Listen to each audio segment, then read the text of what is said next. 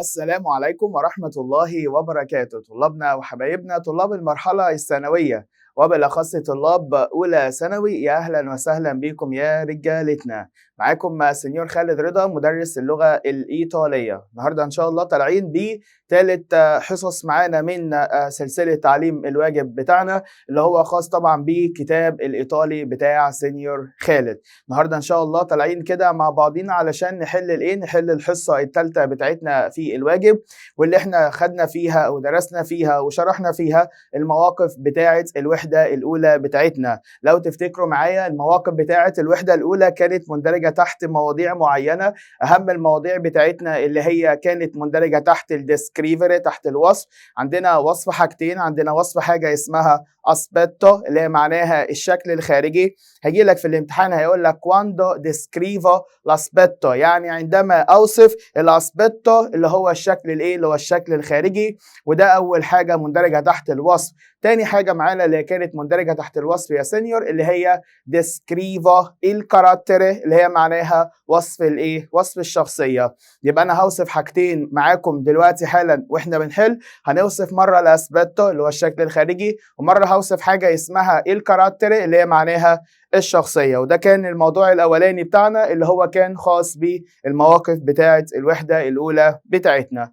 الموضوع الثاني عندنا اللي هو كان مندرج تحت حاجة اسمها ديكو اللافورو اللي هي معناها عندما أشير أو عندما أعبر أو عندما أقول اللافورو اللي هو معناها العمل، اللي هي كانت بتساويها كلمة تانية لو تفتكروا معايا، كلمة اسمها لا بروفيسيوني. كلمة بروفيسيوني اللي هي معناها المهنة.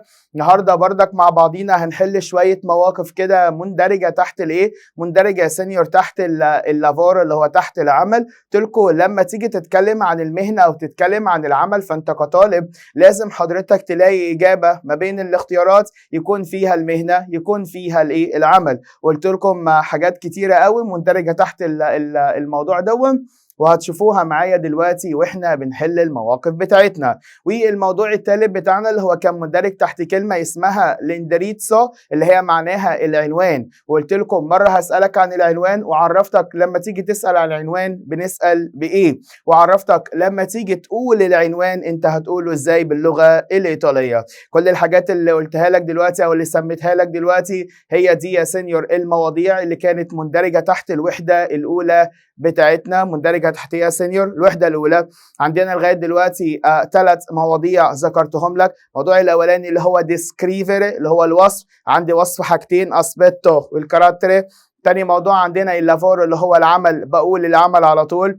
تالت حاجة عندنا اللي هو الاندريتسو اللي هي معناها العنوان. واخر موضوعين معانا والمواضيع التانيين اللي انا هذكرهم لك دلوقتي سبق قبل كده وخدناهم في الترم الاولاني اللي هم كانوا مندرجين تحت حاجة اسمها اي سالوتي ايطالياني اللي هي التحيات الإيطالية. وساعتها قلت لك كواندو فادو فيا عند الرحيل كوزا سيديتشي بتقول ايه؟ كنا بنقول تشاو تشي فيديامو اريفيديرتشي والى ما لا نهاية، اللي هو عندي 7 يا سينيور ايه 7 تحيات بنقولهم كواندو فادو فيا عند الايه عند الرحيل، او يا سينيور كواندو لاتشو ناميكو عندما اترك ايه صديق. كل الكلام اللي انا قلته لك ده هتشوفه دلوقتي معايا حالا واحنا بنحل المواقف بتاعه الوحده الاولى. بس قبل ما نبتدي زي ما احنا متعودين كده قبل اي حاجه لازم كلنا مع بعضينا كده نصلي على النبي كده علشان ربنا كده يبارك لنا في الحاجه اللي احنا شغالين فيها، او علشان يا سينيور ربنا كده يكرمنا كده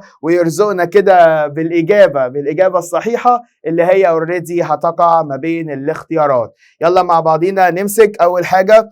خلينا نتعرف على العنوان بتاعك، كتابك في ايدك طبعا علشان تعلم ورايا الاجابه بتاعتك وتشوف الاجابه لو هي غلط احنا اللي اخترناها الايه الحل التاني بتاعنا. بصوا معايا عنوان السؤال بتاعك بيقول لك تشيلي للدواء. اول حاجه لازم تعرفها، لازم تبقى عارف ان السؤال اللي قدامك دون اللي هو سؤال المواقف، حضرتك زي ما احنا متعودين احنا بنختار اجابتين ما بين الايه ما بين الاختيارات. من كام اختيار؟ من 5 اختيارات. بيقول لك تشيلي للدواء ريسبوست، اختار اجابتين من ايه بقى؟ من يا سينيور الجمل الاتيه. الجمله الاولانيه بيقول لك فيها ديكو انا اقول، دي دوفي ساي من اين تكون، كواندو كيادو عندما اسال. بسأل. تفتكر لما اجي اقول لك من اين انت تكون، انا كده بسأل عن الايه؟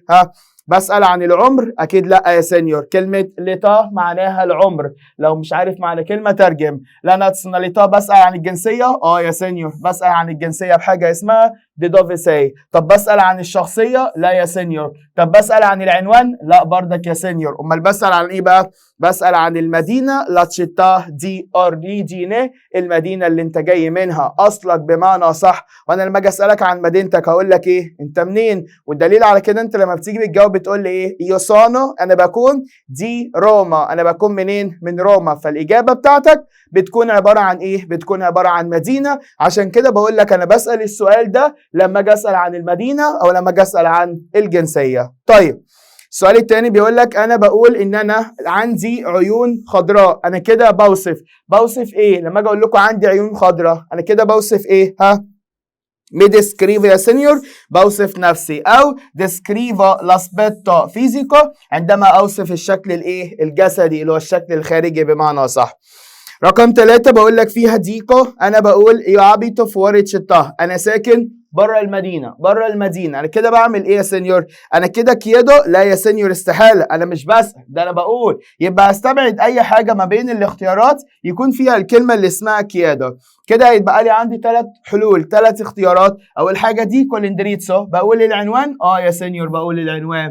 طب تاني حاجة دي كل ناتسيوناليتا، بقول الجنسية؟ لا مش بقول الجنسية، ده أنا بقول لك أنا ساكن بره المدينة، وأنا كده بقول جنسيتي؟ ده أنا لو هقول الجنسية هاجي أقول لك إن أنا بكون مصري، أنا بكون إيطالي، أنا بكون من إيطاليا. بكون منين؟ بكون من روما. فبالتالي يا سينيور هيبقى عندي الاختيار إيه اللي هو معناه عندما أشير إلى دوفي أبيتو، عندما أشير إلى المكان اللي أنا ساكن إيه؟ اللي أنا ساكن فيه. طيب جملة رقم 4 معانا بيقول لك فيها ايه؟ بيقول لك فيها كوزا ديكو، ماذا اقول؟ ماذا اقول امتى بقى يا سينيور؟ ماذا اقول عندما كيادو لا ناتسيوناليتا، عندما اسال عن الجنسيه.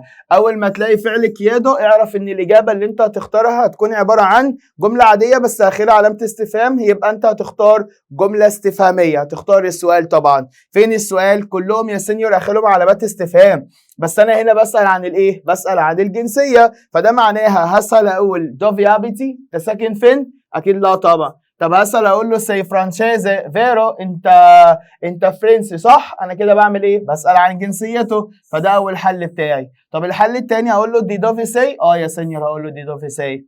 طب ايه دي معناها ايه؟ يعني ايه كوميتي كيامي؟ اسمك ايه؟ انا كده بسأل عن الاسم.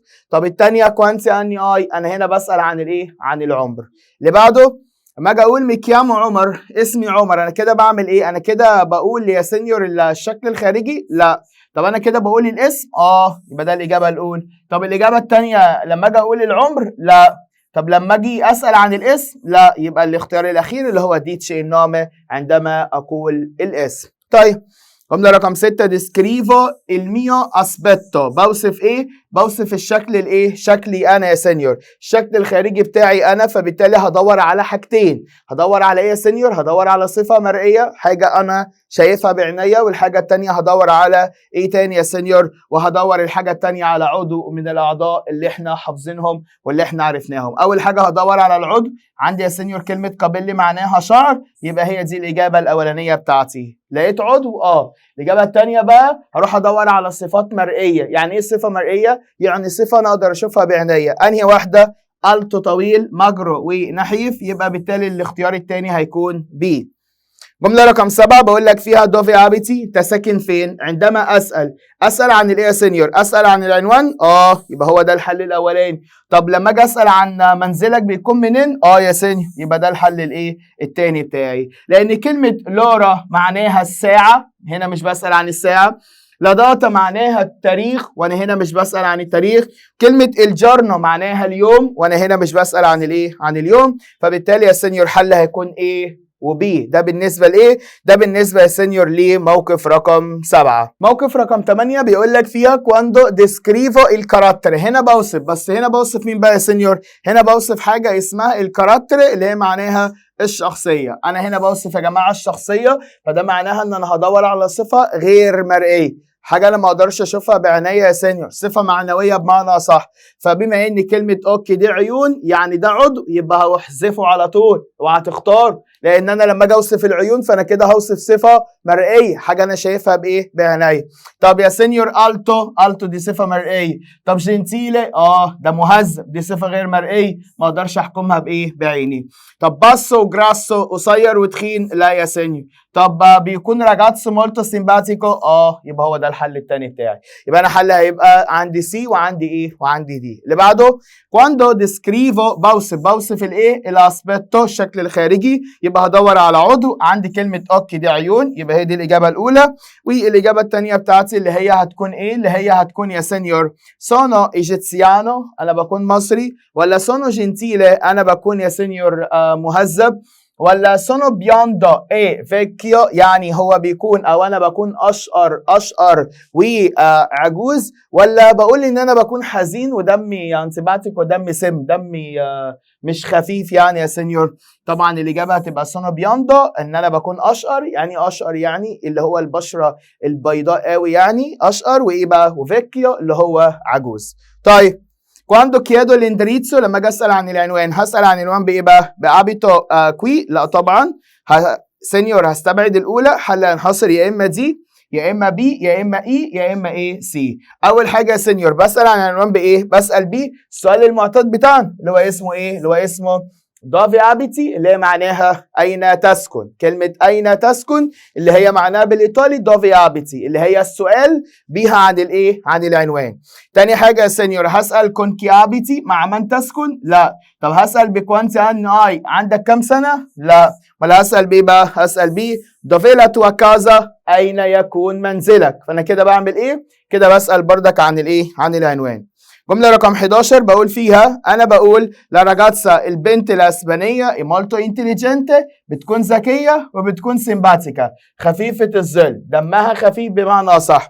كواندو عندما ايه؟ انا كده بعمل ايه يا سينيور؟ انا كده ديسكريفو او انا كده بارلو. انا بوصف ايه؟ اول حاجه بوصف الشخصيه ديسكريفو الكاراتر، وتاني حاجه يا سينيور انديكو الكاراتر بقول الايه؟ بقول الشخصيه بتاعتي. فالاجابه هتكون يا سينيور اللي هي دي، والاختيار التاني هيكون ايه؟ هيكون ايه اللي هم اخر اتنين خالص. طيب كده احنا خلاص خلصنا الاسئله اللي هي خاصه بالمواقف بتاعتنا اللي هي كانت مواقف طبعا الوحده الاولى. تعالوا دلوقتي مع بعضينا نحل بقى الايه؟ نحل التيستي اللي هي الامتحانات اللي هي اخر اكزامز خالص في الكتاب بتاعك اللي هو خاصه بالوحده الاولى. في نهايه كل وحده زي ما احنا متعودين بيكون في عندنا امتحانين او 3 امتحانات اللي هم خاصين بالوحده بتاعتنا كلها على بعضها. فتعالوا دلوقتي مع بعضينا نشوف ايه؟ نشوف اهم الاسئله اللي هي مندرجة تحت الوحدة الأولى بتاعتنا، سواء كانت قطعة نحل قطع، هعرفك القطع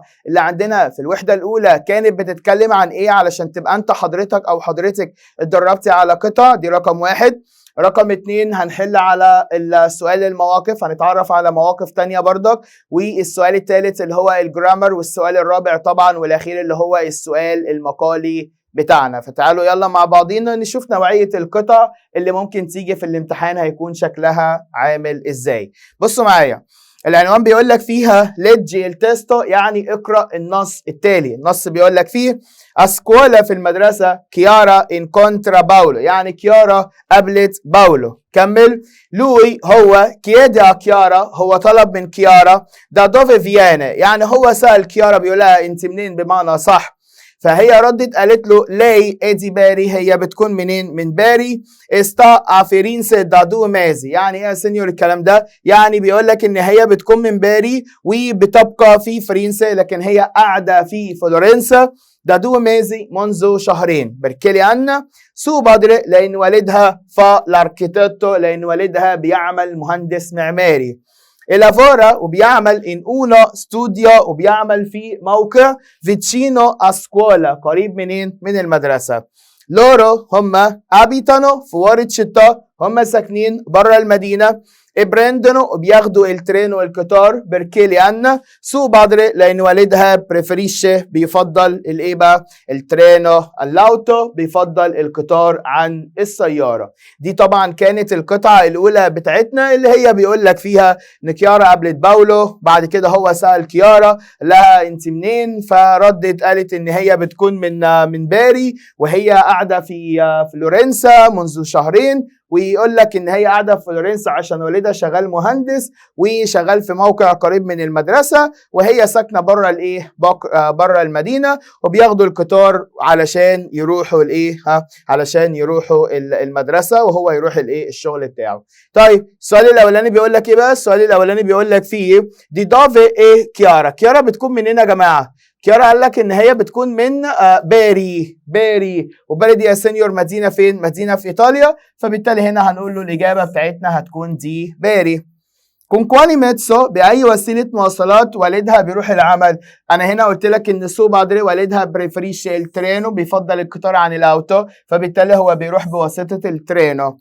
جملة رقم 3 بركي كيارا، ليه كيارا بتكون في فرنسا؟ ليه بقى قاعدة في فرنسا؟ علشان ريفيديري بروفيسور، علشان تشوف من جديد المدرسين، ولا علشان تشوف من جديد الأصدقاء، ولا علشان عمل الأب؟ طبعا الإجابة هتكون بريلافورو الإيه ديل بادري، علشان عمل الإيه الأب. سؤال رقم 4 بيقول لك فيه إيه؟ بيقول لك فيه دا كوانتو تيمبو، منذ كم من الوقت وأنا بكون في فرنسا؟ منذ كم من الوقت وهم بيكونوا في فرنسا؟ بقالهم قد إيه؟ طبعا بقالهم دو ميزي، منذ شهرين. آخر سؤال كلافورو فايل بادري، والدها شغال إيه؟ طبعا والدها شغال اركيتيتو، اللي هو مهندس ايه معماري. طيب السؤال الاولاني بيقول لك فيها كيارا ابيتا ان تشنتروس، كيارا ساكنه وسط البلد في فرنسا؟ طبعا الاجابه فالسو، غلط، لان هي ساكنه في وارد شطه بره الايه بره المدينه. اللافورو ديل بادري يعني عمل الاب نوني لونتانو، ما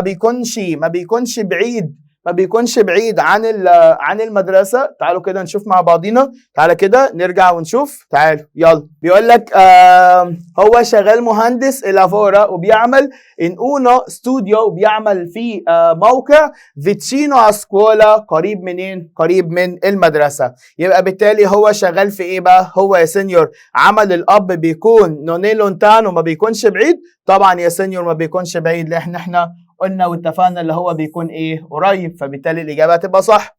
كيارا بتكون من باري، دادو مازي، كيارا بتكون من باري بقالها شهرين؟ لا طبعا، هي كيارا قاعده في فرنسا بقالها شهرين، هي اصلا من باري لكن هي مقيمه في فرنسا. اللي بعده باولو وكيارا، باولو وكيارا سونو اكازا، بيكونوا في المنزل ولا بيكونوا في المدرسه؟ غلط طبعا، بيكونوا فين؟ بيكونوا في المدرسه. بدايه القطعه قال لك اسكولا، في ايه؟ في المدرسه.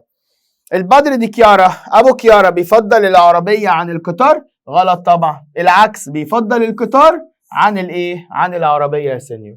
ده يا سينيور كانت القطعه الاولى اللي عندنا، اللي هي خاصه بالوحده الاولى بتاعتنا. فتعالوا يلا نكمل الحل بتاعنا من خلال الامتحان الاولاني اللي قدامك دون، اللي عنوانه بيقول لك فيه leggi il seguente email، يعني اقرا الايميل التالي. بيقول لك فيها تشاو يعني اهلا، io sono مايار يعني اسمي مايار، وعندي وصديقتي la mia amica preferita si chiama ندى، صديقتي طبعا اسمها ندى، عندها 15 سنة come me زي بالظبط. اللي بعده è simpatica، بتكون دمها خفيف، interessante e amata da tutti، يعني بتكون ممتعة ومحبوبة من الجميع. مين الكلام ده؟ الكلام ده على مين؟ طبعا على ندى. لأوكي جراندي، هي عيونها بتكون واسعة كبيرة، نيري وبتكون سوداء، وشعرها بيكون لونجي طويل، كاستاني وكستناي.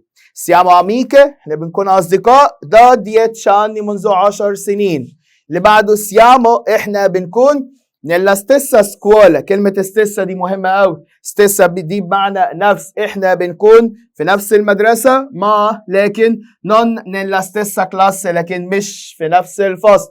احنا في نفس المدرسة لكن مش في نفس الفصل. ogni giorno، كل يوم، andiamo a scuola، بنروح المدرسة أبيادي سيرا على الأقدام، perché è vicina، لأن المدرسة بتكون قريبة. طيب يلا بينا نشوف نوعية الأسئلة.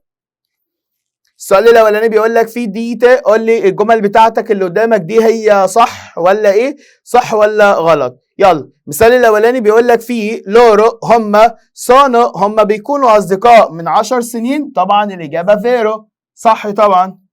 اللي بعده لورو سونو نيلا ستيسا كلاسي، هم بيكونوا في نفس الفصل، الاجابه طبعا غلط، هم بيكونوا في نفس المدرسه.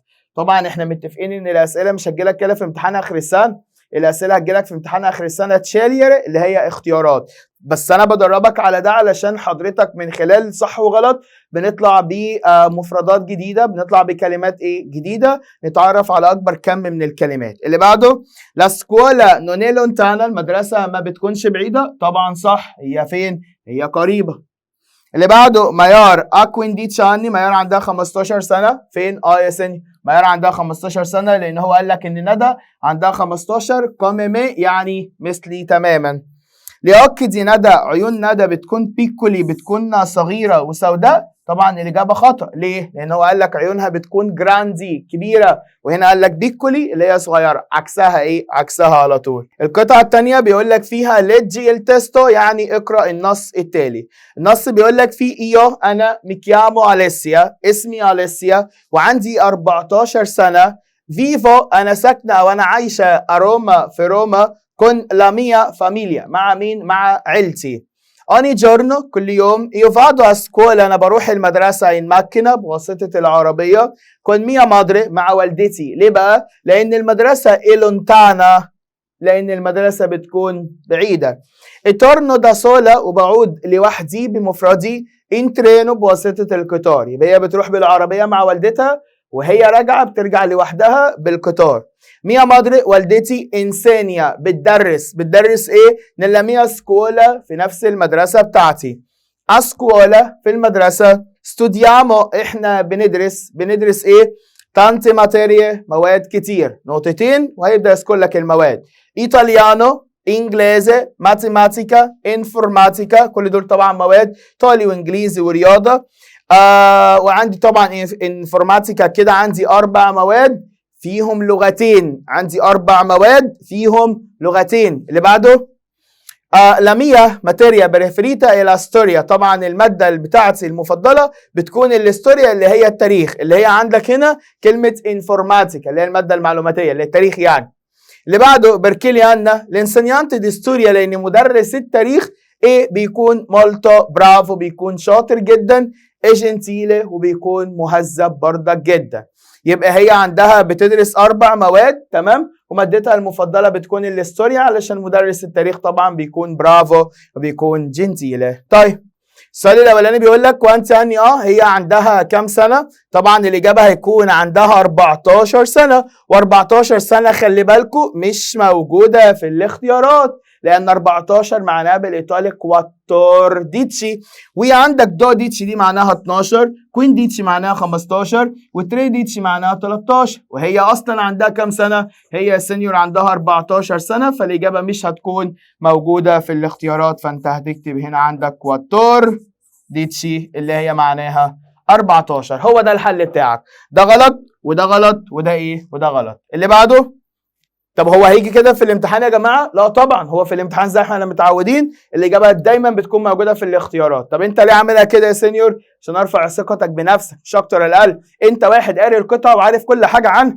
فانت المفروض اللي انت عارفه هو اللي انت بتختاره، فانت كون انك انت تروح تختاره وما تلاقيش الحل بتاعك، انت هتقول ايه؟ هتقول مثلا اكيد هو غلط او انا غلط، او هو مثلا صح وانا غلط. هو مش انت هتقول كده؟ هتقول مستحيل هو يغلط. لا عادي جدا، انت صح، انت ماشي صح، هتكمل الحل بتاعك على طول. اللي بعده يقول لك بركي اليسيا فا سكولا ان ماكينه، ليه اليسيا بتروح المدرسه بواسطه العربيه؟ تعالوا كده نشوف الاجابات. بركي ابيتا لونتانو دا سكولا، لان هي ساكنه بعيده عن المدرسه، فبالتالي هي بتروح بواسطه العربيه، ولا علشان ابيتا فيتشينا سكولا، ولا عشان هي ساكنه قريبه من المدرسه، ولا علشان تورنا دا سكولو تاردي، ولا عشان تعود من المدرسه متاخر؟ هي علشان ايه؟ طبعا الاجابه علشان هي ساكنه فين؟ علشان يا سينيور هي ساكنه بعيده عن المدرسه، فبالتالي الاجابه بتاعتي هتكون ايه؟ الاجابه بتاعتي هتكون ايه؟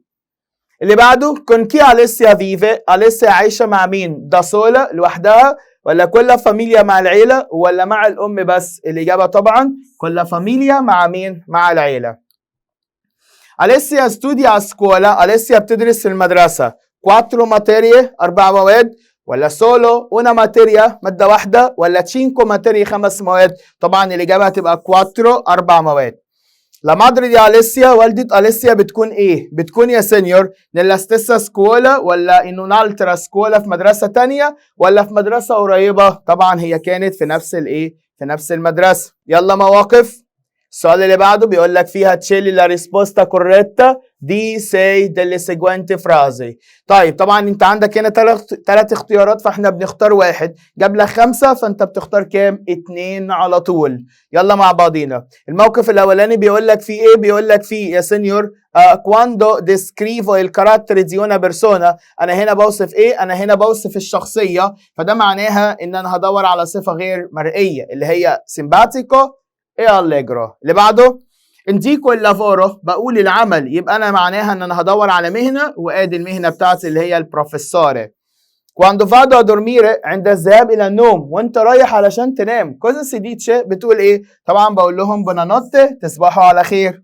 adomani، امتى بقول adomani اللي هي معناها اشوفك بكره؟ quando 1 vado via، 2 all'uscita di scuola، 3 يا سينيور lascio un amico، عندما اترك صديق على طول.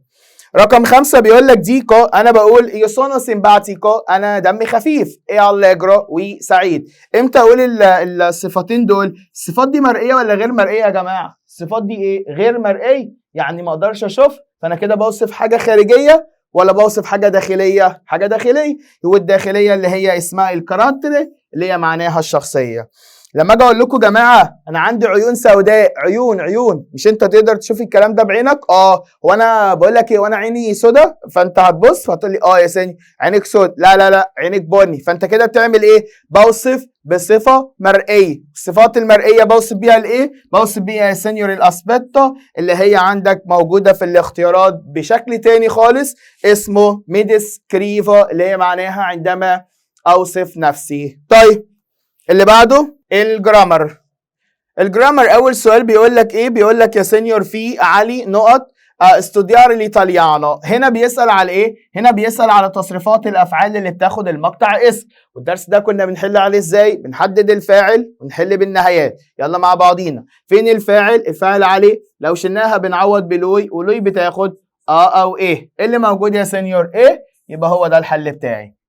جملة رقم 2، النوع بتاعتي وقعت آخر حاجة، يبقى بيسألني على درس الصفات، والصفة بتاعتي بتتبع الموصوف في النوع والعدد. رانيا وأنا جمع مؤنث، يبقى الصفة اللي هحطها جمع مؤنث منتهية بالإيه أو بالإيه. هدور على الصحيح، موجودة 1 2 3، 1 2 بس يا سيني. طيب هسأل سؤال، وأنا عايز صحيح ولا عايز شاذ؟ أنا عايز صحيح.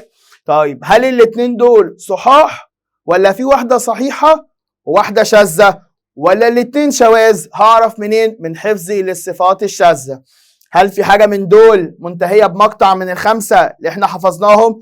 انت وانت، ايز وايله وانا. تعالى كده سينيور، دي منتهية بايز، يبقى دي صفة شاذة، يبقى هستبعدها، اوعى تختارها لان دي شاذ وانت عايز صحيح. طب دي منتهية بانت، يبقى دي شاذة، يبقى هستبعدها، يبقى حل هيكون الكلمة الأخيرة اللي اسمها جنتيلة. اللي بعده يا بروف، صيغة احترام لو شلناها بنعوض بلاي، ولاي بتاخد او ايه. فين اهي، يبقى اروح اختارها على طول. ميا سوريلا اسم مفرد من غير كوما، بنعوض بلاي، ولاي بتاخد او ايه. فين مش موجودة. فين الايه؟ اهي، اروح اختارها على طول. اللي بعده هنا بيسألك على أداة الاستفهام، فانا هختار الأداة حسب الإجابة. قال لك في الإجابة سونوكوي، اسمع دا. طالما لقيت دا في الإجابة يبقى لازم تسأل بيها على طول، لازم تسأل بيها. فين دا؟ هي سينيور، يبقى اروح اختار دا كوانتو تيمبو، اللي هي معناها منذ كم من الوقت.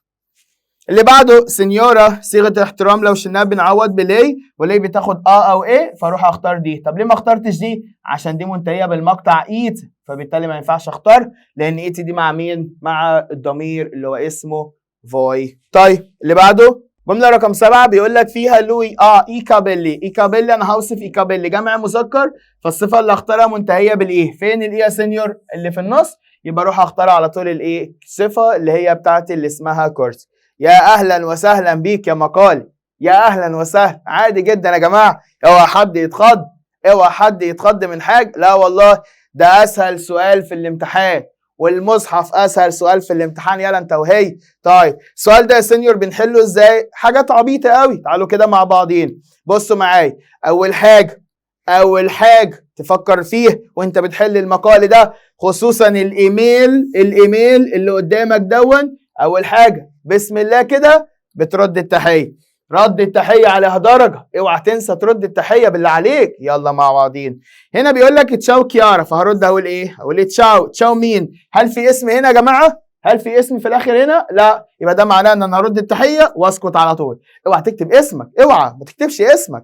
هو الاسم اللي بيكون مكتوب هنا كده بيتكتب في الحته دي. لو كتب حاجه هتاخده وتكتبه جنب كلمه تشاو. طب هو ما كتب؟ لا، يبقى رد التحيه واسكت على طول. بعد ما ارد على التحيه، قلم في ايدي اهو، القلم اهو، بس اعمل ايه؟ هبدا امشي يا سينيور، امشي امشي امشي امشي امشي. هل الجمله دي اخرها علامه استفهام؟ فين؟ اهو يا سينيور. يبقى ده اول سؤال المفروض ان انا اجاوب عليه. ايه اول سؤال المفروض ان انا اجاوب عليه؟ حلو، تعالوا بقى مع بعضين. هعمل ايه بعد كده يا سينيور؟ هرجع بالقلم بتاعي، هرجع وانا راجع لو قابلني اداه استفهام في السكه اقف عندها، هفضل ارجع لغايه ما اتكعبل في اداه. بص انا عمال ارجع اهو، برجع اهو. هل في اداه؟ فين يا سينيور؟ كوزا. هي مش دي اداه استفهام؟ طب انت ايش عرفك؟ علشان انا واحد حافظ ادوات الاستفهام، يبقى انت كطالب لازم تبقى عارف مين هم ادوات الاستفهام اللي عندنا، عشان وانت راجع بالقلم بتاعك قبلك اداه استفهام هتقف عندها على طول. طب لو ما قبلكش اداه استفهام يبقى سؤالك ما فيهوش اداه، سؤالك ما فيهوش اداه استفهام. امال هيبقى فيها يا سينيور؟ ساعتها حضرتك مش هتجاوب على حسب الاداه، ساعتها حضرتك هتجاوب يا اما بيس يا اما بنو، اللي عندك في الانجليش. عندي في الايطالي اسمها سي او نو، صح ولا غلط؟ لو سؤالك ابتدى بأداة يبقى أنا هجاوب على حسب الأداة اللي هو بيسألني بيها. طب لو ما لقيتش أداة يبقى أنا هجاوب يا إما بسي يا إما بنو على طول. وصل كده؟ طيب تعالوا مع بعضنا يلا. هنا السؤال بتاعي ابتدى بكوزا، وكوزا دي أداة استفهام بمعنى ماذا؟ ماذا يا سينيور؟ كوزا فاي نel primo giorno di scuola. ماذا تفعل في أول يوم في المدرسة؟ بتعمل إيه يا سينيور أول يوم في المدرسة؟ اسمع كده، ممكن أقول له إيه؟ ممكن أقول له مثلا فاتشو، أنا أفعل، بص تانتي كوزي، بفعل أشياء كثيرة. عايز تذكر الحاجات اللي أنت بتعملها براحتك، عايز تقول لي أنا بعمل إيه براحتك، عايز تقف وتقول لي فاتشو تانتي كوزي بعمل أشياء كثيرة وتسكت بردك براحتك. لكن أنا هقول له إيه بقى؟ اسمع، أنا هقول له بعمل حاجات كتيرة أوي، نقطتين فوق بعض. بص هقول له إيه بقى؟ هقول له واحد، هاجي أقول له مثلا فيدو يعني هرى من جديد، اي بروفيسوري هشوف من جديد الايه؟ المدرسين. ممكن اقول له لي اميتشي هشوف من جديد الايه؟ الاصدقاء. ممكن تقول اي حاجه تانية عادي جدا، كفايه كده. اي تانسي كومباني ده السؤال التاني اهو، صح؟ بص كده معايا، مش دي علامه الاستفهام؟ يا سينيور. هرجع لغايه ما الكعب اللي في اداه، هل في اداه؟ هل في اداه؟ لا يا سينيور. يبقى السؤال ده ما ابتداش باداه استفهام، يبقى ده معناها ان انا هجاوب يا اما بسي يا اما بنو. انا هنا هجاوب بسي. بعد ما اجاوب بسي يا سينيور هاخد السؤال ده كله واكتبه هنا تاني. بس خلي بالك تراعي حاجه. ايه الحاجه اللي انت هتراعيها؟ تراعي هو السؤال اللي انت هتكتبه زي ما هو، هل في حاجه هتتغير في الاجابه ولا كله هيفضل زي ما هو؟ تعالى كده معايا. دي هتتحول ولا هتفضل يا سينيور؟ هتتحول ل واكمل بقيه الجمله بتاعتي. انت عندك زملاء كتير، فانا رديت قلت ايوه انا عندي زملاء كتير، فهقول له سي تانسي كومباني، ايوه انا عندي زملاء كتير على طول. كده انا عملت ايه؟ كده انا جاوبت على السؤالين اللي هو بيسالني فيهم، كده انا هاخد الدرجه بتاعتي كامله على طول. طيب بيقول لك في سيلفيا يونا راجاتسا ايطاليانا دي باري، يعني سيلفيا بتكون بنت ايطاليه من باري، لكن فيفي بيزا، لكن هي عايشه في بيزا دا 2 anni منذ 2 in una grande casa في منزل كبير con un bel giardino بحديقة جميلة. هي عندها un fratello، عندها أخ che si chiama Antonio، اسمه أنطونيو.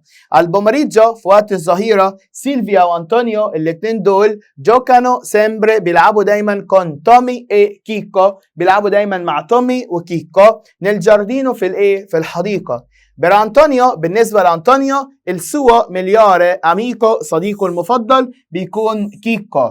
اللي هو مين كيكو؟ بيقول لك un gatto قط نيرو، قط اسود كل occhi فيردي بعيون خضراء. che non mangia il pesce، وما بياكلش ابدا السمك.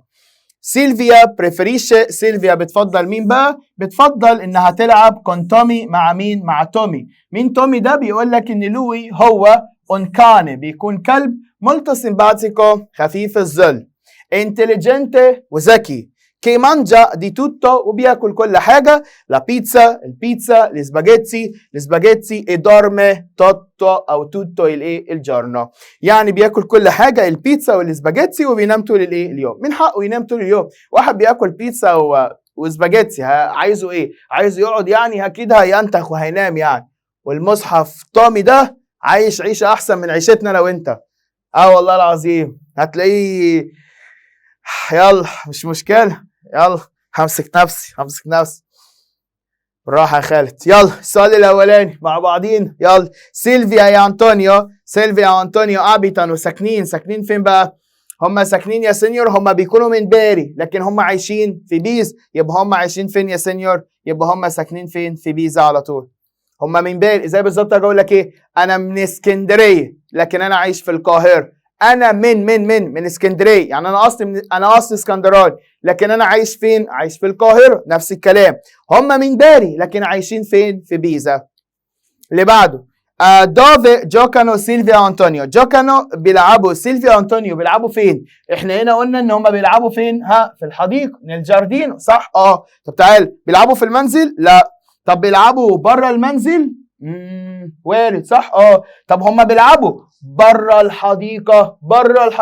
لا. طب هم بيلعبوا في المدرسه؟ لا. يبقى هم بيلعبوا فين؟ بره المنزل. وبره المنزل ده يا جماعه في الحديقه عادي يا جماعه.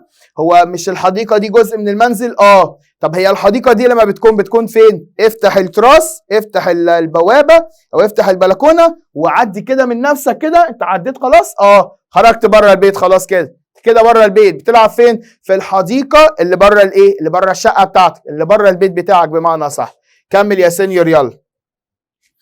السؤال رقم 3 بيقول لك الجاتو دي أنطونيو، يعني كلب أنطونيو. ماله بقى كلب أنطونيو ده يا جماعة؟ كلب أنطونيو بيكون مانجا البيشة، بياكل البيشة، ولا يا سينيور ولا مانجا دي توتو بياكل كل حاجة، ولا نون مانجا ماي ما بياكلش أبدا، ولا نون مانجا دي توتو هو ما بياكلش أي حاجة. فالإجابة هتبقى إيه؟ هتبقى دي. اللي بعده كونكي باسا سيلفيا البوماريجو. سيلفيا بتقضي وقت الظهيرة مع مين؟ مع أصدقائها في المدرسة، ولا مع كيكو، ولا مع الجينيتوري، ولا مع كلبها؟ طبعا الإجابة هتبقى كون السو كان مع الكلب إيه؟ مع الكلب بتاعها. بكيامو كارلا، يعني اسمي كارلا، سونو إيطاليانا دي ميلانو، أنا إيطالية من ميلانو، وأنا بكون una studentessa، بكون طالبة ad una scuola superiore، بكون طالبة في المرحلة الثانوية، مدرسة الثانوية يعني. ميو بادري والدي ماله بقى؟ un architetto، شغال مهندس معماري، إلافورا وبيعمل في موقع قريب من المدرسة. لكن ميا مادري والدتي ايه؟ un insegnante، بتكون ايه؟ مدرسة معلمة يعني. أني ماتينا كل صباح بريندو، أنا باخد بريندري فعل بمعنى يأخذ، أنا باخد الترين والقطار براندار لكي أذهب أسكولا إلى المدرسة. إيو أنا كونوسكو، أنا عرفت دو كومباني، 2 زملاء جدد، نوافي يعني جدد. جوليا ودينو، عرفت 2 زملاء جدد. مين؟ جوليا ودينو. جوليا بتكون سيمباتيكا دمها خفيف، انتليجنت وبتكون ذكية. دينو بيكون سبورتيف وبيكون شاب رياضي. جوكا كالتشو وبيلعب كرة القدم. توتسي راجاتسي، كل الولاد سونو أليجري، كل الولاد بيكونوا طبعا ايه؟ سعداء. ميلانو بتكون انا تشيتا، بتكون مدينة إيطالية. كلافورو فايل بادري، والدها شغال ايه؟ والدها شغال اركيتاتو. اللي بعده بأي وسيلة مواصلات الريفا بتصل كارلا سكولا؟ الريفا بتصل إلى المدرسة بإيه؟ الترينو طبعا. اللي بعده دينو أعمى. دينو بيحب إيه؟ تعالوا كده. بيقول لك إن دينو بيكون شاب رياضي وبيلعب كرة القدم، يبقى هو بيحب الموسيقى؟ لا. بيحب السينما؟ لا. بيحب الرياضة؟ يبقى الإجابة هتبقى سي على طول. مواقف. عنوان السؤال بتاعك بيقول لك تشيلي لدوي ريسبوست، اختار اجابتين ما بين الايه؟ ما بين الاختيارات. فبالتالي حضرتك هتختاروا 2 ما بين الايه؟ من ال5 اللي قدامك دول. يلا اول سؤال بيقول لك ديسكريفو، بوصف مين؟ بوصف الاسبيتو، يبقى هدور على عضو. فين العضو؟ النازو اللي هو الانف، فده معناها ان دي هتبقى الاجابه الاولى. الاجابه الثانيه هدور على صفه مرئيه اللي هي عندي التو ماجرو اللي هو طويل ونحيف، يبقى هي دي الاجابه الثانيه بتاعتي. رقم 2 المرة دي ديسكريف، والمرة دي بوصف، بس هوصف الكاركتر اللي هي الشخصية، يبقى بالتالي هدور على صفة غير مرئية، وأي عضو هيقابلني هستبعد على طول. هنا ليوكي ده عضو هستبعد، هنا كابيلي ده عضو هستبعد، باسو دي صفة مرئية هستبعد كده، ما فضلش عندي غير اسم باتيكو، وعندي جوليا بتكون تريست، الصفة الحزينة اللي هي التريست دي. كيادو لا نازيوناليتا بسأل عن الجنسية بإيه؟ بسأل عن الجنسية بي دي دوفي سي، من أين أنت تكون؟ أو ممكن أسأل بي لي إيه ديفيرنسا، هي بتكون من فلورنسا، لأن كوميت كيامي معناها اسمك إيه؟ فده سؤال عن اسم. كوميستاي سؤال عن الحال. دوفي أبيتي السؤال عن الإيه؟ عن العنوان. كواندو ديكو عندما أقول إيو فاتشو لاركيتاتو، أنا أعمل مهندس معماري، كده أنا إنديكو لإيه؟ أنا هنا إنديكو المي لافورو بقول الشغل بتاعي، أو إنفورماتسيوني ديل إيه؟ ديل لافورو بقول معلومات عن العمل. لاميا إيتا معناها عمري، لاميا نازيوناليتا معناها جنسيتي، الميا إندريتسو معناها عنواني. اللي بعده جرامر، يلا مع بعضينا. اول سؤال بيقول لك فيه ايه؟ اول سؤال بيقول لك فيه ايوه ايه ماريو، انا وماريو. هنا بيسالك على افعال اللي بتاخد المقطع اسم، هنحدد الفاعل ونحل بالنهايات. الفاعل بتاعي انا وماريو، لو شلناها بنعوض بنوي، ونوي بتاخد النهايه اللي اسمها ايامو، يبقى هروح اختار اول واحده على طول. رقم 2 كويست راجاتسي، يعني ايه يا سينيور؟ هنا بيسالني على درس الصفات، يعني هوصف الموصوف بتاعي اللي هو راجاتسي، جمع مؤنث، يبقى الصفه اللي هحطها جمع منتهيه بالايه او بالايه. هدور على الايه، موجوده فين؟ مش موجوده يا سينيور، يبقى هدور على الايه. 1 2 3 4. انت عايز ايه؟ عايز صحيح ولا شاذ؟ انا عايزه شاذ، يبقى ده معناها ان في واحده من الاربعه شاذ. هطلعها ازاي؟ عن طريق حفظي للمقاطع. هل في مقطع يا شباب هنا؟ اكيد لا، يبقى ده معناها هو بيخيرك في صفه واحده من التسعه، من التسعه اللي احنا حافظينهم، اللي هي يعني واحده موجوده، اللي هي يا سينيور تريستا، اللي هي معنى حزين، اللي هي كانت عكسها فيليتشي لو تفتكروا يعني. رقم 3 بيقول لك فيها الاستودنت اسم جمع يا سينيور من غير كوما، فاحنا بنعوض بلورو، صح؟ ولورو بتاخد ايه؟ يا انو يا اونو، اللي موجود اونو يا سينيور. فين؟ اهي، يبقى هو ده الاجابه بتاعتي. النقط في الاخر يبقى بيسال على الصفات، يبقى هوصف لاليتسيانه، نوعه مفرد مؤنث، يبقى هدور على موجوده؟ لا، هدور على الايه؟ موجوده؟ الحق، ده كلهم ايه؟ هعمل ايه؟ نفس اللي عملته هنا هعمله هنا. عايز صحيح ولا شاذ؟ انا عايزه شاذ، يبقى الاربعه دول في واحده بس شاذ، هطلعها ازاي؟ عن طريق حفظ للصفات الشاذ. هل في حاجه من دول منتهيه بمقطع انت؟ لا. انت؟ لا. ايزه؟ لا.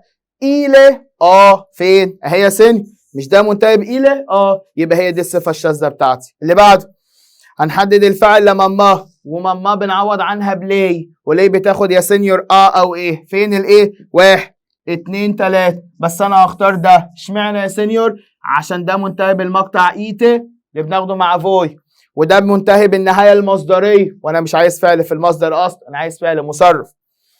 النقط في الاخر يا شباب يبقى بيسال على درس الصفات، والصفه بتتبع الموصوف اللي هو ايكابيلي يا سينيور، اللي هو شعر، اللي هو جمع مذكر، يبقى الصفه اللي هحطها جمع منتهيه بالاي، يبقى اروح اختار نيري. انا بوصف الشعر، اوعى توصف جوليا، اوعى توصف جوليا، انا بوصف الشعر بتاع جولي. اجي اقول لك ايكابيلي دي خالد، شعري خالد، فانا هوصف خالد ولا هوصف شعره؟ انا هوصف شعره. فده معناها انك لما تيجي توصف بتوصف الحاجه اللي بيمتلكها الشخص دون اللي هو عندك في الجمله دي اللي هي جوليا. راجاتسي اسم جمع وراها كوما، بنعوض بفوي، وفوي بتاخد اتايته اللي موجوده عندي اهي، يبقى هو ده الحل بتاعي. طيب يا مرحب، يا مرحب بالسؤال المقالي. يلا مع بعضينا يا شباب، ولا حاجه، يلا جاهزين؟ اول حاجه بنعمل ايه؟ اول حاجه بنرد التحيه، رد التحيه بنفس التحيه، حياك بتشاو، قول له تشاو. في اسم عندي هنا؟ لا، يبقى ارد بتشاو واسكت. بعد كده هبدا ادور على اول سؤال. فين اول سؤال يا سينيور؟ اهو اخر علامه استفهام ده، يبقى ده اول سؤال. هعمل ايه؟ هرجع، وانا راجع لو قابلني اداه اقف عندها. فين الاداه؟ اهي يا سينيور اكيورا. الاداه دي كنا بنجاوب عليها ازاي؟ هل الاداه دي كان ليها اسطمبه؟ ده كل ادوات الاستفهام اللي عندنا في اللغه الايطاليه ليها اسطمبة إيجاب. يعني ليها اسطمبة إجابة؟ يعني الأداة دي أنا محفظك ليها إيجاب. يعني بردك يا سينيور؟ يعني بقولها لك أهو من دلوقتي لو أنت مش عارف. لو سؤالك يا ابني أو يا بنتي ابتدى بأداة استفهام اسمها أكيورا، جاوب على طول كده، قول له ال 8. ال زائد رقم. ال زائد إيه؟ ال زائد رقم يا سينيور. هنا بيقول لك في أي ساعة أنت هتيجي فيها المدرسة. أنت هتصل المدرسة الساعة كام؟ فبما ان كلمه arrive ده الفعل ودي الاداه، هعمل مقص. الفعل arrive ده هيتغير ولا يفضل زي ما هو؟ على حسب. اخره اي، واللي اخره اي ده بيكون مصرف مع تو، وتو بتتحول في الاجابه لايا، فهقول له arrivo يعني انا اللي هصل الساعه 8. انت اللي بتتفرج عليا هسالك سؤال، انت في اي ساعه بتفتح فيها الفيديو بتاعنا دون؟ فانت هتقول لي ايه؟ سينيور انا بفتح الفيديو الساعة 8. مين اللي بيفتح؟ انا اللي بفتح. فده معناها ان الفعل بتاعك اللي هو فعل يفتح لما تيجي تكتبه في الاجابة هيبقى مصرف مع اياه، لان في السؤال هيكون مصرف مع انت، في الاجابة هيبقى مصرف مع انا، لان انت بتتحول لان. فعلشان كده فعل arrivi ده حطيته في الاجابة بarriva. ليه حطيت النهاية او؟ عشان يبقى مصرف مع اياه. اللي بعده السؤال بيقول لك لافورو فايل بادري، ما هو عمل الاب؟ فهقول له فا واذكر الماء، هقول له فايل بروفيسور، شغال ايه؟ بروفيسور يا استاذ جامعي. دا كوانتو تيمبو سياتي كوي؟ فين يا سينيور السؤال؟ دا كوانتو تيمبو سياتي ده الفعل، فهقول له سيامو احنا بنكون، كوي احنا بنكون هنا، دا منذ، دوي مازي منذ كم شهر؟ منذ شهرين يا سينيور. وصلت؟ ده كوانتو تيمبو سياتي كوي؟ منذ كم من الشهر وانتم هنا؟ فانا قلت له سيامو كوي احنا هنا منذ شهرين على طول. فين اداه الاستفهام بتاعتك؟ ده كوانتو تيمبو. ناقصها تي، خلي بالكم. طيب ده يا سينيور ايه؟ ده يا سينيور موضوع الايميل بتاعنا. تعالوا مع بعضينا نشوف بقى الموضوع التيمه اللي هو موضوع الايه؟ موضوع الباراجراف بتاعنا اللي هو عنوانه زي ما انت شايف كده بيقول لك ايه؟ بيقول لك ديسكريفي يا ابني التوا كومبانيو، اوصف زميلك. اوصف مين؟ زميلك. بس لما تيجي توصفه لي عرفني 3 حاجات. عرفني الكاركتر الشخصيه، عرفني الشكل الخارجي، عرفني المدينه اللي هو جاي منها. فانت هتقول له ايه؟ هو بيقول لك اوصف مين؟ اوصف صاحبك. صاحبك مش صاحبتك. التو كومبانيو صاحبك، فهقول له ايه؟ هقول له لوي. هقول له لوي. هقول له لوي. هو بيكون. ما ينفعش اقول له هي، بل بالعكس هقول هو. ايه بقى؟ ادي الفعل اهو، ناقص ايه؟ ناقص الفعل. فالفعل هكتبه هقول له ايه؟ بيكون. الفعل هكتبه هقول له ايه؟ بيكون. فالفعل هكتبه هقول له ايه؟ بيكون. خلاص كده ناقص ايه على الجمله عشان تبقى انت كاتب جمله كامله؟ الفاعل اللي هو ده، الفاعل ده يا شباب، والفعل اهو، والمفعول اهو. هم دول اركان الجمله اللي انا المفروض اكون كاتبها. هي دي اركان الجمله. الجمله لما تيجي تكتبها هتكون مكونه من 3 حاجات: فاعل وفعل ومفعول. حد معترض؟ لا. تعال اقول لك بقى هتعمل ايه. ركز معايا في الحته دي، ركز معايا بالله عليك. بص كده، اول حاجه يا سينيور، اول حاجه ده يا جماعه الفاعل ده بجيبه منين؟ الفاعل ده بجيبه من العنوان. بتجيبه منين؟ من العنوان بتاع الموضوع. هنا بيقول لك اوصف مين؟ اوصف الكومبانيو، اوصف زميلك. فاقول له هو بيكون. عارف لو قال لك اوصف الزميله، عارف ساعتها تقول له ايه؟ اسمع كده، لو قال لك اوصف الزميله هتقول له هي بتكون. يبقى العنوان بتاعك الفاعل هيكون يا اما لوي، يا اما لي، يا اما هي، يا اما هو، يا اما الفاعل هيكون لورو اللي بمعنى هم. وصلت ولا ما وصلتش؟ طيب الفعل ده بقى بجيبه منين؟ الفعل ده يا سينيور بجيبه من عندي، لان هو هيكون حاجه من الاثنين. هيكون يا اما اسر يا اما فير. واحب اقول لك 99% من الجمل اللي حضرتك هتكتبها دايما هتكونها بفعل اسر، اللهم الا جمله واحده بس هتكونها بفعل فير، اللي هي جمله العمر او السن، اللي هي اصلا مش هتنزل لك في الايه، مش هتنزل لك في العناصر اللي هو هيكون جايبها لك. فانا بقولها لك من دلوقتي اهو، اي جمله هتكونها هتيجي عند الفعل بتاعك وهتكتب فعل اسر اللي هو قدامك تصريفاته ايه على طول. كده ناقص ايه على الجمله علشان تبقى جمله كامله؟ ناقص المفعول. طيب ده بقى هجيبه منين يا سينيور؟ قال لك المفعول به ده هتجيبه من العنصر اللي هو اوريدي هيكون جايبه لك. هنا عايز ايه؟ عايز الشخصيه، فهقول له هو بيكون جنتيله، هو بيكون مهذب. عايز ايه؟ اسبيتو الشكل الخارجي، هقول له هو بيكون التو، هو بيكون طويل. عايز تقول له هو بيكون جراسو تخين، عادي ما عنديش مشكله، براحتك اكتب اي صفه، بس الصفه اللي هتكتبها في الاسبيتو لازم تكون صفه مرئيه، حاجه انت تقدر تحكمها، حاجه انت تقدر تشوفها بعينك على طول. اخر حاجه لا تشيتا دي اوريجين، المدينه اللي هو جاي منها، فهقول له لوي ايه، هو بيكون دي، وتقول له روما على طول. عايز تقول له هو بيكون ايطاليانو على طول، ما عنديش مشكله، ده صح وده صح. كده الجمل اللي انا كتبتها كاتب فاعل وفعل ومفعول، وهو ده اللي عايز يعرفه. عايز يشوفك انت فاهم ولا لا، عايز يشوفك انت كاتب جمله صح ولا جمله غلط. انا كاتب 3 جمل اهو، بس ال3 جمل كاتب الجرامر بتاعها فيها صح، كاتب فاعل، كاتب فعل، كاتب مفعول به. كده انت عرفته شخصيته، كده انت عرفته شكله، كده انت عرفته المدينه اللي هو جاي ايه، اللي جاي منها على طول. وصلت؟ يبقى الجمله دي فاعل وفعل ومفعول. الفاعل ما بجيبوش من عندي، الفاعل بجيبه من العنوان. قال لك يوصف شخص مذكر، هتقول له هو. قال لك يوصف شخص مؤنث، هتقول له هي. قال لك يوصف الاصدقاء، هتقول له هم. طب لو قال لك يوصف نفسك، فانت هتقول له انا انا. وصلت ولا ما وصلتش؟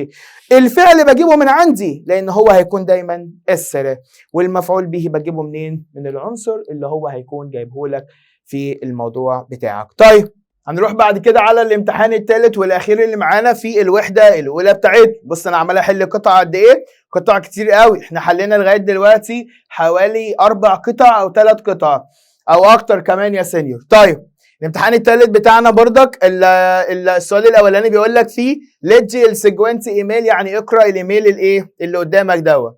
ايميل بيقول لك فيه سونو كيارا، اسمي كيارا او انا بكون كيارا. سونو دي باري، انا بكون من باري. اسكولا في المدرسه ستوديو اوتو ماتيريا. خلي بالك عشان في هنا غلطه صغيره قوي، اللي هو بيقول لك فيها اسكولا في المدرسه ستوديو، انا بدرس ايه دي؟ ايه اوفتو دي يا سينيور؟ هي هتبقى اسمها اوتو يعني ايه؟ يعني 8 ايه؟ اوتو ماتيريا 8 مواد. اوتو ماتيريا 8 مواد. مين هما بقى؟ طلع كده على ايدك وعد ورايا. 1 انجليزي يعني انجليزي، ماتيماتيكا يعني رياضه، جغرافيا الجغرافيا، عندي هيستوريا تاريخ، سينس اللي هو العلوم، ارت اللي هو الفن، انفورماتيكا اللي هي الماده المعلوماتيه اللي عندنا. طيب عندي كام ماده؟ عندي 7 مواد. يو سونو برافا، انا بكون شاطره ان ايطاليانو في الايطالي، لكن بريفريسكو، لكن انا بفضل التاريخ. ليه؟ لان المدرسه بتكون سيمباتيكا، دمها خفيف.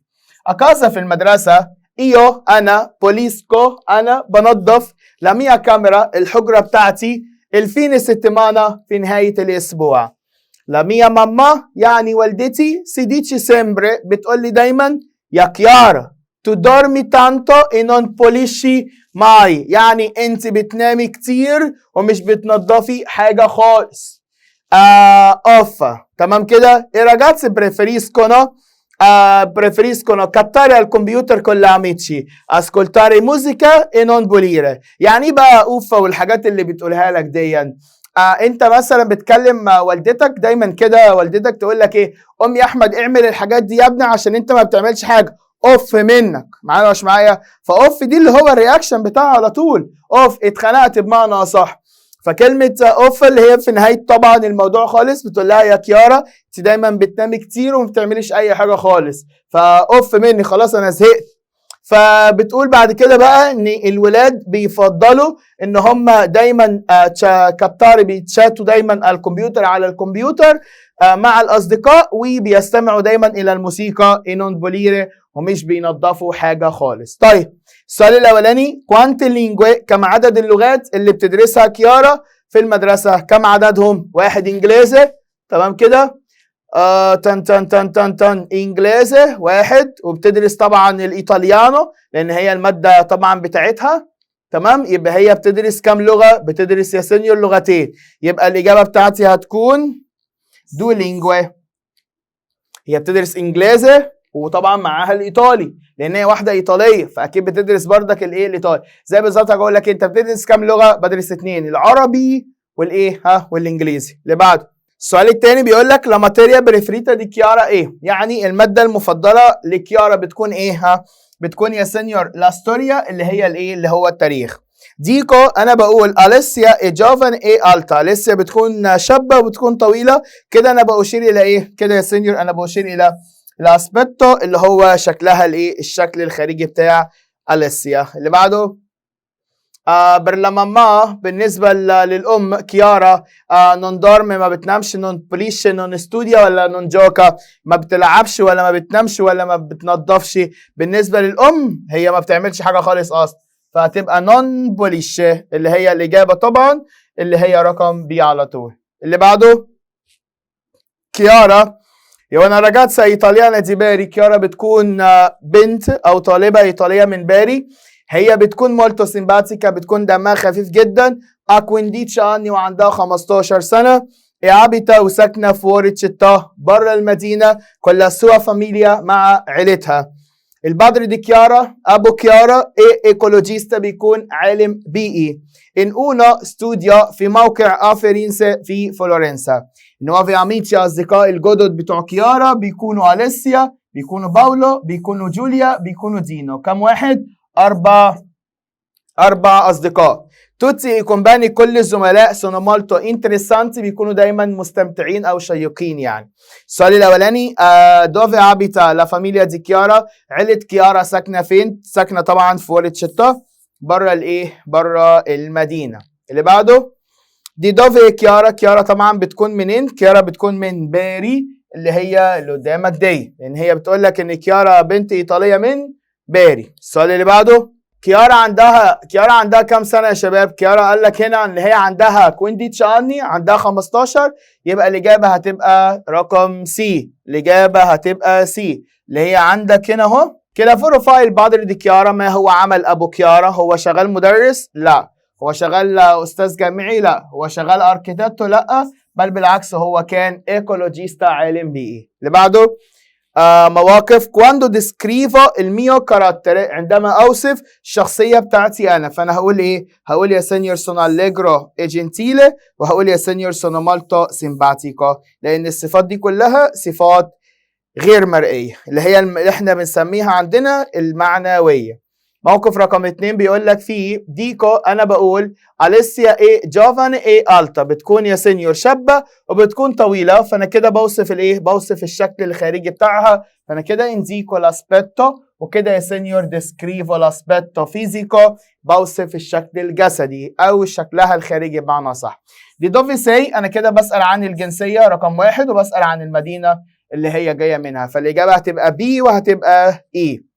لما اجي اقول ان انا عندي شعر كاستاني، عندي شعر كستاني، انا كده بشير الى الايه؟ كده بشير يا سينيور الى الاسبيتو اللي هو الشكل الخارجي، وبشير الى لا ديسكريتسيون اللي هي معناها الوصف. ما ينفعش اقول الجنسيه، ما ينفعش اقول العمر، ما ينفعش اقول الايه؟ العمل.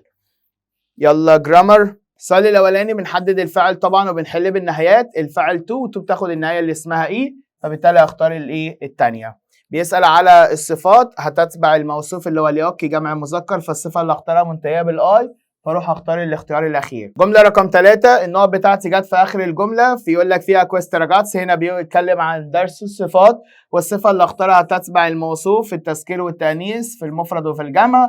بما ان الموصوف بتاعي جمع مؤنث يبقى الصفة اللي اختارها جمع مؤنث منتهية بالايه او بالايه. هروح ادور على ايه؟ هل موجوده؟ لا يا سينيور. هدور على ايه؟ موجوده في الاولى والثانيه والاخيره، يبقى انا هستبعد الثالثه دي خالص. طب انا عايز ده شاذ ولا صحيح؟ انا عايز شاذ. مين من الثلاثه دول شاذه؟ اكيد الثانيه يا سينيور، لان رقم ايه ورقم دي صفات كلها صحيحه، نوعها جمع مذكر صحيح، وانا ما ينفعش اوصف الموصوف الجمع المؤنث بصفه جمع مذكر. اللي بعده الاستودنت ايجيتسياني جمع يا سينيور، لو شلناها بنعوض بلورو، واللورو بتاخد النهايه اللي اسمها اونو، فاروح اختار الثانيه. انا عندي شعر يا سينيور جمع مذكر، فالصفه اللي اختارها جمع مذكر منتهيه بالاي، فاروح اختار الصفه الاخيره بتاعتي. جمله رقم 6 بيقول لك فيها ايو انا اميا سوريلا، انا واختي، لو شلناها بنعوض بنوي، ونوي بتاخد النهايه اللي اسمها ايامو. ادي ايامو اهي. رقم 7 ميلانو ايونا تشيتا، وناتشيتا مفرد مؤنث، فالصفة اللي هحطها او ايه. اروح ادور على مش موجودة، هدور على ايه. 1 2 3 4. عايز شاذة ولا صحيحة؟ انا عايز صفة شاذة. هل في حاجة من دول منتهية بمقاطع؟ الإجابة لأ. يبقى ده معناها ان انا هدور على واحدة من ال9 اللي احنا حافظينهم، اللي هي مش موجود عندي منها غير واحدة، اللي هي الصفة اللي اسمها جراندي على طول. طيب بعد كده عندي يا سينيور السؤال المقالي زي ما اتعودنا، زي ما حلينا من شوية كتير. 2 ادي التالت اهو معاك. اول حاجة بنعملها ان احنا بنرد التحية، ورد التحية بنفس التحية. حيا بتشاو، فانا هرد هقول له تشاو على طول. بعد كده هدور على السؤال اللي انا المفروض اجاوب عليه. يقول لك كويستانو ستودي ان انا نوافا سكولا، جمله اخرها نقطه، يبقى ماليش دعوه بالجمله الاولانيه. اللي بعده دوفيلا سكولا، علامه الاستفهام، يبقى ده اول سؤال. هرجع لغايه ما تكعبل في اداه. فين الاداه؟ دوفي يا سينيور. حط خط عليها واشوف. دوفي دي بمعنى اين، كنا بنجاوب على دوفي بمكان على طول. هذكر اسم مكان، فانا هقول له ايه؟ هقول له ايه بتكون مثلا اروما. بتكون فين؟ بتكون في روما. كلمه اروما هي الاجابه على دوفي على طول. يبقى لما سؤالك يبتدي بدوفي اكتب في الاجابه اروما. اللي بعده كون كوالي ميتسو، هي دي اداه الاستفهام بتاعتي، والاداه دي حضرتك قلت لي يا سينيور بجاوب عليها بإن تاكسي، اي وسيله مواصلات، مش شرط ان تاكسي. فانا هنا هقول له ايه؟ اسمع كده، هقول له ان تاكسي. عايز تكتب ترينو براحتك، عايز تكتب اي وسيله تانية براحتك. كوالي لا توا ماتيريا بريفريتا، ما هي مادتك المفضله؟ فين الاداه؟ كوالي يا سينيور. طيب ايه هي مادتك المفضله؟ فانا هقول له ايه بقى؟ هقول له يا سينيور لا ستوريا، التاريخ. هي ايه بيكون؟ اسمع، بيكون لاميا لاميا ماتيريا بريفريتا. يعني التاريخ بيكون ايه؟ بيكون يا سينيور مادتي الايه؟ مادتي المفضله. هي دي الاجابه يا سينيور على السؤال الثالث بتاعنا، اللي هو كان سؤال كوالي لا توا ماتيريا بريفريتك، ما هي مادتك الايه؟ المفضله. طيب بعد كده هنروح على السؤال الاخير اللي هو التيمة اهو تاني. يلا بقى مع بعضينا، عايزك كده بقى زي الشاطر تحل انت بقى السؤال ده. هنعمل ايه؟ فاكرين؟ يلا مع بعضين. اول حاجه يا سيني، الجمله اللي احنا هنكتبها لازم يكون فيها فاعل، لازم يكون فيها فعل، لازم يكون فيها مفعول به، صح ولا غلط؟ طب ده بنجيبه منين؟ قلنا واتفقنا بنجيبه منين؟ من العنوان. هنا بيقول لك اوصف صديقك دينو، فانا هقول له ايه؟ دينا. هقول له ايه؟ دينا. هقول له ايه؟ دينا. طب انا ليه كتبت دينو 3 مرات؟ عشان هو عايز 3 جمل. عايز كام جمله؟ 3 جمل. طيب كده انا خلصت من الفعل بتاعي في ال3 جمل، صح؟ هروح للفعل. قلت لك الفعل دايما بيكون ايه؟ الفعل دايما بيكون فعل اسر. حاله واحده بس بحط فيها فعل وفعل، لما تلاقي العنصر ده اللي هو اسمه لتا، اللي هو معناه العمر او السن على طول. وصلت؟ اول ما تلاقي العنصر ده اعرف ان الفعل بتاعك هيكون فعل افير، اللي هو فعل الملكيه يملك. يلا مع بعضين. دينو ايه؟ دينو بيكون دينو عنده او بيملك. ليه غيرت الفعل؟ عشان انا هنا هتكلم عن العمر او السن، اللي هي جمله رقم 3.